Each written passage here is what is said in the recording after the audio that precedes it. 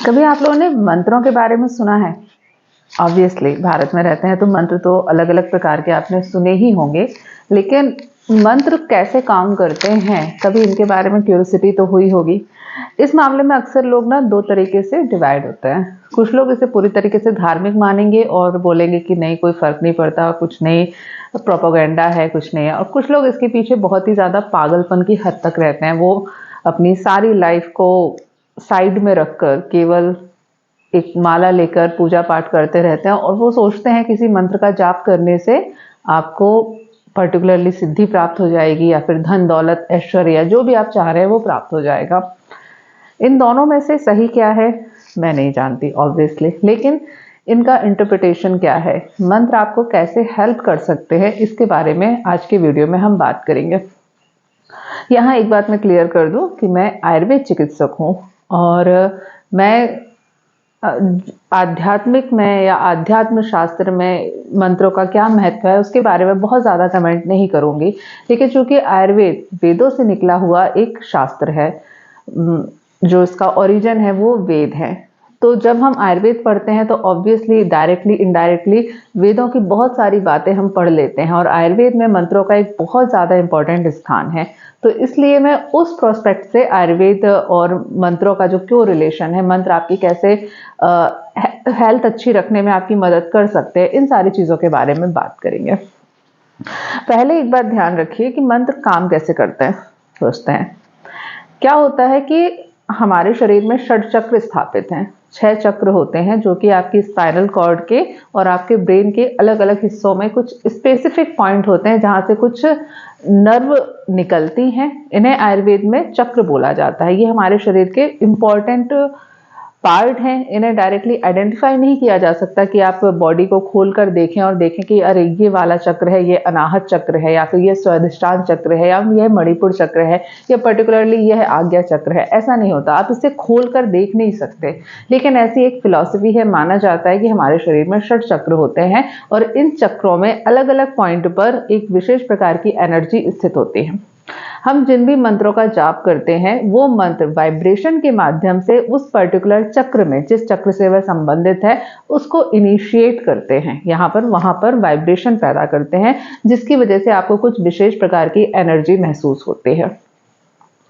अगर हम इसे मॉडर्न के कॉन्सेप्ट से समझें तो देखिए, जब आप मंत्र का जाप कर रहे हैं तब आप उस समय पर क्या करते हैं, आप अपने वोकल कॉर्ड का मूवमेंट करवाते हैं। उदाहरण के लिए अगर हम बहुत ही सिंपल से मंत्र ओम का जाप करें तो जब आप ओम का जाप करते हैं तब ओम, जब आप इस प्रक्रिया को कर रहे हैं तो आपके वोकल कॉर्ड्स में मूवमेंट हो रही है, कंपन हो रहा है। जब आप इस कंपन को महसूस करेंगे तब आपको लगेगा कि यहाँ पर कुछ अलग सा होता है, कुछ अलग सी चीज होती है। जब आपके वोकल कॉर्ड्स में कंपन होता है तो उसकी वजह से आपकी बॉडी के अंदर का जो नर्वस सिस्टम है, विशेष रूप से वेगस नर्व जो हमारे शरीर की बहुत इंपॉर्टेंट नर्व होती है, उसमें स्टिमुलस जाता है और उसकी वजह से, वेगस नर्व के रिलैक्स होने की वजह से आपकी बॉडी रिलैक्सेशन मोड पे जाती है, आपका तनाव कम होता है। अब जब मंत्रों का जाप किया जाता है तो ऐसा माना जाता है कि मंत्र हमें अपनी श्वास की प्रक्रिया के साथ में ले करने चाहिए। उदाहरण के लिए, जब आप मंत्र का उच्चारण करते हैं तब आपको गहरी सांस अंदर लेनी चाहिए। उसके बाद में जब आप दूसरे मंत्र का उच्चारण करते हैं तब आपको गहरी सांस बाहर छोड़नी चाहिए। सांस की प्रक्रिया के साथ में ही आपको मंत्रों का जाप करना चाहिए। जो माला आजकल लोग करते हैं वह कहते हैं ना, श्वासों की माला से जो हमारे श्वास की गति है उसके हिसाब से हमें मंत्रों का जाप करना चाहिए, जो सही नियम है। लोग जो करने लगते हैं ना आजकल, मोबाइल की हेलो ट्यून में ओम नमः शिवाय लगा लेते हैं, ये उतना ठीक नहीं है। श्वासों की प्रक्रिया के साथ में जैसे आप श्वास इनहेल करते हैं और श्वास एक्सहेल करते हैं वैसे ही आपको मंत्रों का जाप करना चाहिए। जब आप डीप इनहेलेशन करते हो, किसी मंत्र को करते हैं, उदाहरण के लिए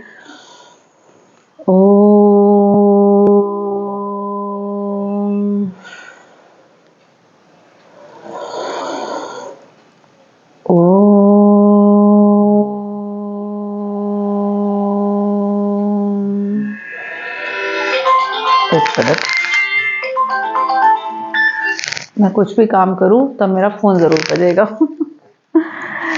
हाँ, तो जब आप इस प्रकार से सांसों की गति के साथ में मंत्रों का जाप करते हैं तब ये आपकी बॉडी के अंदर रिलैक्सेशन को और ज़्यादा बढ़ाने का काम करता है। मंत्र जब आप कर रहे होते हैं तब अगर आप, आजकल तो लोग करते हैं कि ऐसे कुछ भी बैठे हुए हैं मंत्र का जाप कर रहे हैं दूसरों को दिखाने के लिए, पर वास्तव में ये सही तरीका नहीं है। जब आप मंत्र का जाप करते हो तब आपको एक पर्टिकुलर आसन में बैठना होता है, ठीक है। आप कुछ भी, आपका जो भी कंफर्टेबल आसन है उसमें आपको बैठना होता है। फिर ऐसी उम्मीद रखी जाती है, यही नियम है कि जब तक आप उस मंत्र का 108 बार यानी कि एक पूरी माला कंप्लीट नहीं कर लेते हो तब तक आपको ज़्यादा हिलना डुलना नहीं है, मना किया जाता है। उदाहरण के लिए अगर आप ऐसे बैठे हैं किसी पद्मासन में, सिद्धासन में या सुखासन में, उस आसन में बैठ जाइए और बैठकर उस मंत्र का जाप करिए। आप हिलना नहीं है आपको। उस बीच में आपको कई बार खुजली महसूस होगी, कई बार आपके पैरों में सुन्नपन आ जाएगा, लेकिन उस जो आपको इच्छा हो रही है उसको थोड़ा सा कंट्रोल करने का प्रयास करना चाहिए। उदाहरण के लिए अगर मैं आपको बताऊं कि अगर कोई व्यक्ति 108 की माला कर रहा है गायत्री मंत्र की, ठीक है, ओम भूर्भुवः स्वः तत्सवितुर्वरेण्यं भर्गो देवस्य धीमहि धियो यो नः प्रचोदयात्। अब ये मैंने जल्दी बोला, लेकिन इस प्रकार से मंत्र का उच्चारण नहीं किया जाता है। अगर हम इसे कैलकुलेट करें, ठीक है, ये एक मंत्र का उच्चारण करने में आपको लगभग कितना समय लगता है? एक मिनट।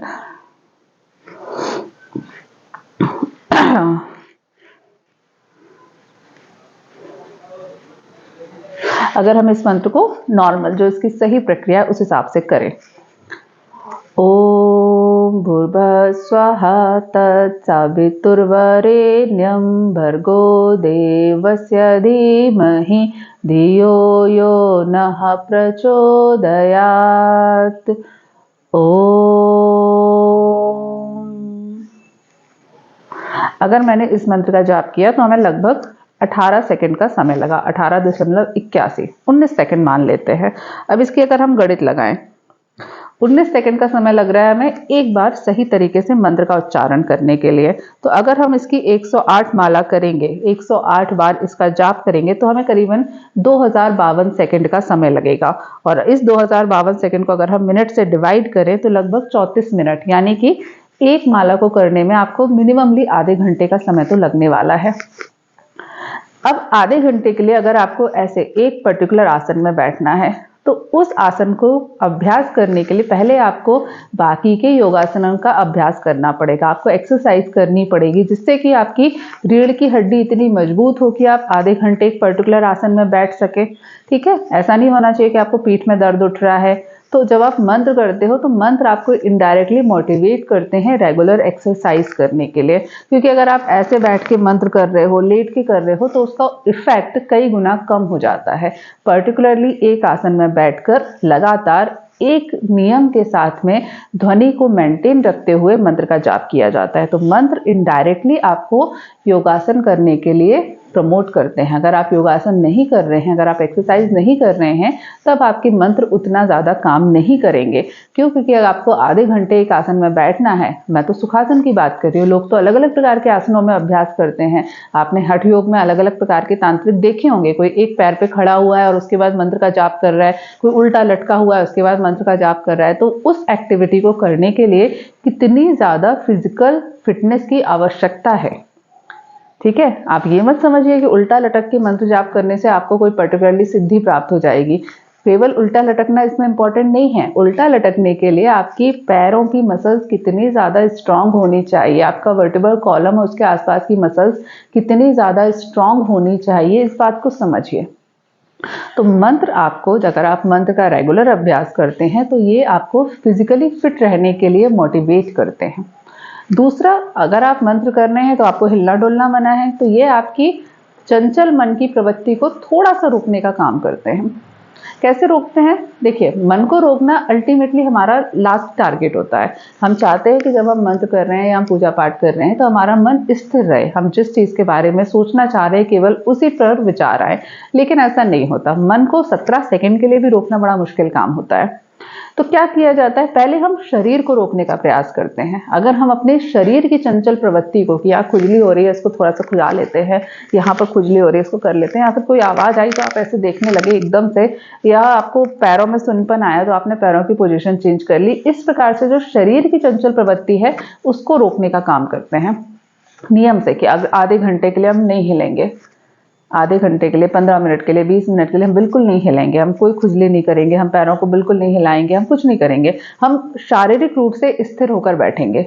मन के बारे में हम छोड़ देते हैं, मन को स्थिर करने का प्रयास नहीं करेंगे, पहले हम शरीर को स्थिर करने का प्रयास करेंगे। जब आप इस प्रकार से शरीर को पहले स्थिर करने का प्रयास करते हैं तो धीरे धीरे मन की चंचल प्रवृत्ति भी कम होती है, और एक बार मन की प्रवृत्ति कम होती है तो ऑटोमेटिकली आपकी लाइफ थोड़ी सी ज़्यादा बेटर हो जाती है, क्योंकि ज़्यादातर प्रॉब्लम हमारे मन के कारण होती है। मन के चंचल गुण के कारण ही सारी प्रॉब्लम क्रिएट होती है।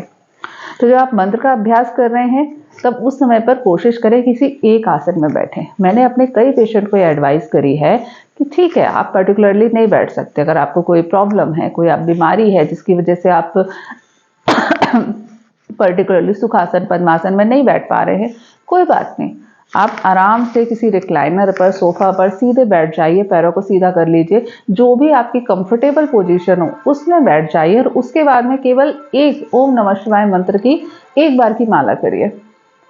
मैंने कई बार पेशेंट को देखा है कि उनके लिए ये भी मुश्किल होता है। आप में से जितने लोग इस वीडियो को देखेंगे वो करके देखिएगा कि केवल एक माला करने के लिए, यानी कि अगले 5 से 10 मिनट के लिए भी स्थिर बैठना, कि आपको हिलना नहीं है, बिल्कुल भी कोई मूवमेंट नहीं करनी है शरीर की, ये बड़ा मुश्किल काम होता है शुरू शुरू में।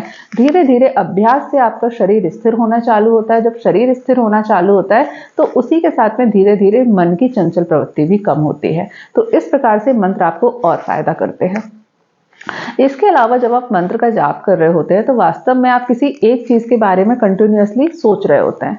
उदाहरण के लिए अगर आप ओम नमः शिवाय मंत्र का जाप कर रहे हैं तो आप ओम नमः शिवाय, ओम नमः शिवाय, ओम नमः शिवाय, ओम नमः शिवाय, ओम नमः शिवाय, एक ही तरंग में, एक ही वाइब्रेशन में कंटिन्यूअसली कुछ बोल रहे हैं, कुछ जाप कर रहे हैं। इस प्रकार से एक ही प्रकार का जाप करने से आपके वोकल कॉर्ड रिलैक्स होते हैं, आपका मन स्थिर होने लगता है किसी एक पॉइंट के ऊपर। ठीक है, आपको बाकी की सारी चीजें धीरे धीरे करके धुंधली दिखाई देने लगती है। ये पर्टिकुलरली मंत्र की बात नहीं है। अगर आपको धार्मिक रूप से अश्रद्धा है मंत्रों में, तब आप अपना खुद का मंत्र भी बना सकते हैं। आप सोचिए, आप पर्टिकुलरली एक चीज डिसाइड कर लीजिए, मैं अच्छा इंसान हूँ, मैं अच्छा इंसान हूँ, मैं अच्छा इंसान हूँ, मैं अच्छा इंसान हूँ, मैं अच्छा इंसान हूँ। एक तरंग में, एक तरीके से, एक ही वर्ड या जो भी आपने सेंटेंस चुना है उसे लगातार 108 बार बोलिए। ठीक है, कंटिन्यूअसली बोलिए, एक ही तरंग में बोलिए, तब भी आपको सेम इफेक्ट आएंगे या ऑलमोस्ट सेम इफेक्ट आएंगे। ऑलमोस्ट इसलिए है क्योंकि जब हम मंत्रों का उच्चारण करते हैं तो मंत्रों के ऊपर कई सालों की रिसर्च है, 1-2 साल की नहीं। हमारी भारतीय सभ्यता में, हमारे पुराने शास्त्रों में हर मंत्र और उसके साथ में जब आप उसका उच्चारण करते हो तो आपकी बॉडी के अंदर कहाँ पर वाइब्रेशन आते हैं, कौन सी नर्व स्टिमुलस हो रही है, कैसे रिलैक्सेशन पैदा हो रहा है, कौन सा आपका जो षट चक्र है उसमें से कौन सा चक्र एक्टिवेट हो रहा है, उसके ऊपर काफ़ी ज़्यादा रिसर्च की जाती है और उसके आधार पर अलग अलग मंत्र बनाए जाते हैं। तो अगर आप किसी शास्त्रोक्त मंत्र का जाप करते हैं तो बहुत अच्छी बात है, लेकिन नहीं कर रहे हैं, स्टार्टिंग के लिए आपको अश्रद्धा है उन सारी चीज़ों में, तब आप अपने हिसाब से कोई भी एक वर्ड या एक सेंटेंस डिसाइड करके उसका भी लगातार जाप करेंगे। एक जगह एक आसन में बैठकर बिना हिले अगर आप उसका जाप करेंगे तो आपको निश्चित रूप से फायदा होगा, क्योंकि ये आपके मन को, शरीर को स्थिर करने का काम करेगा, आपकी संकल्प शक्ति को बढ़ाने का काम करेगा, आपकी बॉडी के अंदर आपके सबकॉन्शियस माइंड को ट्रेन करने का काम करेगा। तो आप यह भी कर सकते हैं। अगर आप ये सारी चीज़ें करोगे और उसके बारे में थोड़ा सा प्रैक्टिकली अपने आप को ओपन रखोगे कि क्या बॉडी के अंदर चेंजेस आ रहे हैं, आप कैसा महसूस कर रहे हैं, आपको किस प्रकार के थॉट्स आपके चेंज हो रहे हैं, तब आप देखोगे कि इन सारी चीज़ों को करने से वास्तव में फ़ायदा होता है। धार्मिक रूप से कितना फ़ायदा होता है, ईश्वर खुश होते हैं नहीं होते हैं, मैं उन सारी चीज़ों के बारे में कुछ नहीं बोलना चाहती, लेकिन हेल्थ वाइज आपको निश्चित रूप से फ़ायदा होता है। एक और फ़ायदा होता है जो मुझे लगता है कि पता नहीं सही हो सकता है या नहीं हो सकता है, मुझे नहीं पता, लेकिन उदाहरण के लिए अगर आप श्री सूक्तम का जाप करते हो, श्री सूक्तम क्या है, लक्ष्मी जी की स्तुति है, लक्ष्मी जी की प्रार्थना है।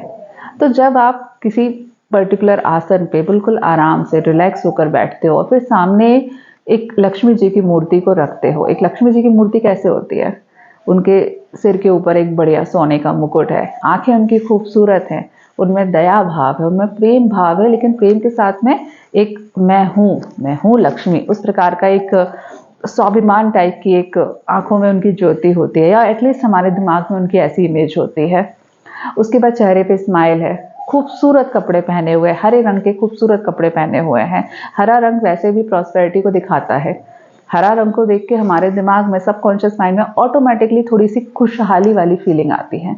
तो हरे रंग की खूबसूरत साड़ी पहने हुए, बहुत खूबसूरत गहने पहने हुए हैं, और उसके बाद हाथ में सोने का कलश है। और सोने का कलश किस तरफ है? अपनी तरफ नहीं है, वो आपको दे रही हैं, आपको आशीर्वाद दे रही है। उसमें से खूब सारे सोने के सिक्के, मोतियों के सिक्के आपके ऊपर आ रहे हैं। एटलीस्ट ऐसा हम इमेजिन करते हैं, और ज़्यादातर लक्ष्मी जी की मूर्ति इसी प्रकार से बनाई जाती है, उनकी फ़ोटो भी इसी प्रकार से होती है।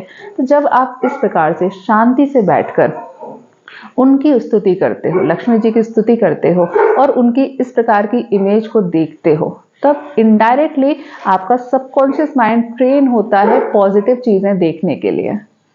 आपका पॉजिटिव माइंड होता है कि यार सब कुछ अच्छा है। हरे रंग की साड़ी है, उससे आपका दिमाग रिलेट करता है कि लक्ष्मी जी हमारी सुरक्षा कर रही है, हमें बहुत सारा धन दे रही है, हमें बहुत सारी खुशहाली दे रही है, हमारे घर में धन धान्य संपत्ति सब कुछ भरपूर है, लक्ष्मी जी की कृपा से हमें सब कुछ प्राप्त हो रहा है। इस प्रकार से जब आपका दिमाग इनडायरेक्टली उन चीज़ों को देखना चालू करता है, तो सबकॉन्शियस माइंड में थोड़ी सी पॉजिटिव फीलिंग आती है। और अगर साथ में आप मंत्र भी कर रहे हैं, रिलैक्स भी हो रहे हैं, एक अपने मन को भी स्थिर कर रहे हैं, तो सारी चीज़ें जब एक साथ मिल जाती हैं ना, तो ये आपको पॉजिटिव एक फीलिंग देती हैं। आजकल जो हो गया है ना पॉजिटिव अफर्मेशन, ये आजकल चालू हुआ है। अभी के साइकोलॉजिस्ट ने रिसर्च करके बताया कि जब आप अफर्मेशन देते हो अपने आप को, तो फायदा होता है। साइकोथेरेपिस्ट आपको हिप्नोसिस थेरेपी बताएंगे। हिप्नोसिस का मतलब क्या होता है कि आप रिलैक्स होकर बैठ जाओ, कोई आपके कान में कंटिन्यूअसली कुछ अच्छी अच्छी बातें बोल रहा है, आपका जो कॉन्शियस माइंड है वो रिलैक्स है, वो एक्टिव नहीं है, लेकिन आपके सब कॉन्शियस माइंड में बहुत सारी अच्छी अच्छी बातें जा रही है। तो जब आप पूजा करते हो तो क्या होता है, ये भी तो सेम हिप्नोसिस ही है ना। आप कहीं रिलैक्स होके बैठे हो, खूबसूरत सी अगरबत्ती, चंदन की खुशबू आ रही है, गुलाब के फूलों की महक आ रही है, सामने आपकी मूर्ति लगी हुई है जो खूबसूरत है, जिनसे बहुत सारे धन धान्य संपत्ति की प्राप्ति आपको हो रही है, जो स्वयं में अपने आप में संतुष्ट है, जो आपको ढेर सारा प्रेम दे रहे हैं। तो क्या होता है, पूजा करने से, जब आप भगवान की पूजा करते हो तो आपकी क्या हो रही है, हिप्नोसिस थेरेपी हो रही है इनडायरेक्टली। ठीक है, डायरेक्टली हो रही है कि नहीं मुझे नहीं पता, इनडायरेक्टली आपका दिमाग रिलैक्स हो रहा है। अब हाँ, लोग इसको बहुत सारा गलत तरीके से यूज कर लेते हैं, भगवान के पास में जाके पहले ही रोना चालू कर देते हैं, हाय हमें नौकरी दे दो, हमें ये कर दो वो कर दो। वो काम नहीं करेगा, वो नहीं करने वाला। आप बहुत ज्यादा अगर रेंट कर रहे हो, उदास रहते हो, मंदिर में जाके ना रोते रहते हो, तो पता नहीं भगवान कितना खुश होंगे नहीं होंगे मुझे नहीं पता, लेकिन आपका कॉन्शियस और सबकॉन्शियस माइंड रिलैक्स नहीं होता। तो अगर आप मंत्र करते हो, अभ्यास करते हो, तो ये सारी टिप्स फॉलो करो। मंत्र खुश होके किया करो, रिलैक्स होके किया करो, एक आसन में बैठ के किया करो, अपना एक आसन निर्धारित करो, वहां उस कोने पर बैठकर मंत्र का अभ्यास किया करो।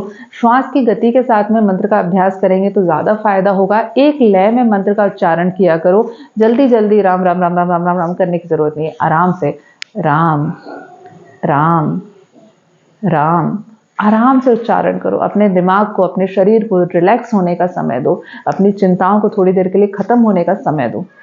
अगर आप ये सारी चीजें करोगे ना, तो आपको स्ट्रेस कम होगा, बॉडी आपकी ज़्यादा बेटर महसूस करेगी, और इनडायरेक्टली आपके लॉन्ग टर्म में हेल्थ के ऊपर आपको पॉजिटिव इफेक्ट दिखाई देगा। आयुर्वेद में इसी सारी चीज़ों को देवव्य पाश्चर्य चिकित्सा कहा जाता है, यानी कि ईश्वर की स्तुति करने के माध्यम से अपने शरीर को ठीक करना, अपने मन को ठीक करना, देवताओं को धन दौलत धूप बत्ती का अर्पण करके इनडायरेक्टली अपने शरीर को खुश करने का प्रयास करना, अपने मन को स्थिर करने का प्रयास करना। तो ये सारी चीज़ें करो। मैं बहुत ज़्यादा लोगों को एडवाइस करती हूँ कि दिन में 5-10 मिनट के लिए पूजा पाठ करना, अपना सारी चिंताओं को भूल करके 5 मिनट के लिए स्थिर जगह पर बैठना, एक खूबसूरत दिए की ज्योति जलाना, अगरबत्ती जलाना, धूप बत्ती जलाना, गुलाब के फूल रखना, गेंदे के फूल रखना, मोगरे के फूल रखना, और आराम से इन चीज़ों को महसूस करना बहुत ज़्यादा ज़रूरी होता है। ये आपके दिमाग को रिलैक्स करते हैं, आपको पॉजिटिव फीलिंग लेकर आते हैं। तो ये सारी चीज़ों का अभ्यास करिएगा, आपको निश्चित फ़ायदा होगा। कुछ समय के लिए एक्सपेरिमेंट करके देखिए, आपको निश्चित रूप से किसी ना किसी हेल्थ कंडीशन में डेफिनेटली फ़ायदा मिलेगा। खासतौर से स्ट्रेस बहुत ज़्यादा होती है तो ज़रूर करिए। भगवान के सामने ज़्यादा रोया मत करिए, खुश रहा करिए। चलिए, नेक्स्ट वीडियो में मुलाकात होगी, तब तक के लिए stay healthy and be happy. Bye.